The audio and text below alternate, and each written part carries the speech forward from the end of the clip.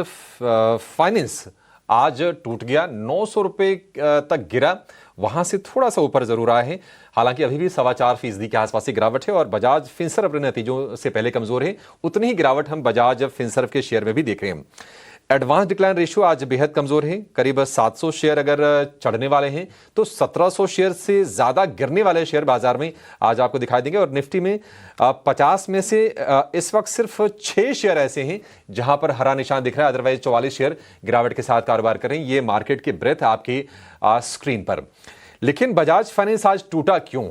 Numbers तो अच्छे दिख रहे थे, एनआईआई में, प्रॉफिट में ग्रोथ अच्छी थी, लेकिन बावजूद उसके ब्रोकरेजेस का कन्विक्शन शेयर को लेकर क्यों नहीं है? और मैनेजमेंट ने ऐसा क्या कह दिया कि आज शेयर भारी गिरावट का शिकार हो रहा है? वरुण हमारे साथ जुड़ गए हैं। बाजार खुलने से पहले भी हमने समझा था कि बजाज फाइनेंस के नतीजों में चिंताएं क्या हैं।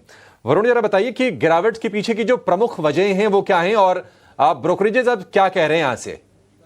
देखिए, अगर गिरावट के आप प्रमुख वजह ढूंढने जाएंगे तो वो केवल और केवल मैनेजमेंट की कमेंट्री है। देखिए, हुआ क्या है कि नतीजे तो अच्छे आ गए, लेकिन उसके बाद मैनेजमेंट का जो कॉन कॉल था वहाँ पे मैनेजमेंट ने कहा कि कंज्यूमर लेवरेज यानी कि जो उधार देते हैं वो अभी भी एक चिंता की बात बनी हुई है। आगे चल के जो ओवरऑल डिपॉजिट है जो कि कंपनी के कुल बिजनेस में 19% कंट्रीब्यूट करता है, वो करीब 15 से 16% कंट्रीब्यूट करेगा। हालांकि इसके बाद भी नेट इंटरेस्ट मार्जिन में 10 बेसिस पॉइंट के आसपास की बढ़ोतरी होगी। लेकिन दूसरी दिक्कत की बात जो इन्होंने की है वो ये है कि एमएसएमई सेगमेंट जो कि अच्छा खासा कंट्रीब्यूट करता है कंपनी के ओवरऑल कारोबार में, वहाँ पे दिक्कत की बात है और वहाँ पे प्रेशर जो है वो अच्छा खासा माउंट होते हुए अब नजर आ रहा है। इनफैक्ट जो ये एमएसएमई के अंदर 17 इंडस्ट्रीज को केटर करते हैं, उसमें से 13 इंडस्ट्रीज यहाँ पे स्लोनेस का सीधा सीधा संकेत दे रही है और 3 इंडस्ट्री तो ऐसी है जो कि कॉन्ट्रैक्ट हो रही है। केवल एक इंडस्ट्री ऐसी है जो कि ठीक ठाक चल रही है। तो ये सबसे बड़ी दिक्कत की बात थी और इनका कहना है कि FY26 में आगे चल के भी जो एमएसएमई सेगमेंट है उसमें शायद सबसे धीमी ग्रोथ आपको देखने मिलेगी।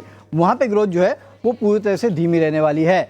साथ ही इनका ये भी कहना है कि क्रेडिट कॉस्ट इस क्वार्टर में थोड़ा बहुत एलिवेटेड था, वो क्योंकि 2 व्हीलर और 3 व्हीलर सेगमेंट जो है वहाँ से खासकर प्रेशर देखने मिला और Q3 से क्रेडिट कॉस्ट जो है वो सुधरता हुआ नजर आएगा। यानी कि एक और क्वार्टर जो है वो क्रेडिट कॉस्ट का जो पेन है वो शायद आपको देखने मिल सकता है। तो ये कुछ ऐसी कमेंट्रीज थी मैनेजमेंट की जो शायद एनालिस्ट कम्युनिटी या फिर इन्वेस्टर्स को पसंद नहीं आई। इसके लिए आपने देखा कि कुछ जो ब्रोकरेज हाउसेस है उन्होंने अपना प्राइस टारगेट भी काट दिया, कुछ ने डाउनग्रेड भी किया है।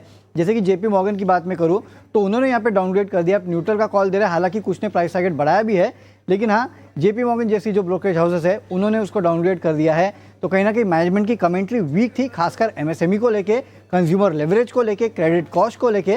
और इसके लिए आप देख रहे हैं कि उस तरह का रिएक्शन जो है अच्छे नतीजों के बाद भी बजाज फाइनेंस में देखने मिल रहा है, जहां पे स्टॉक में आज गिरावट देखने मिल रही है।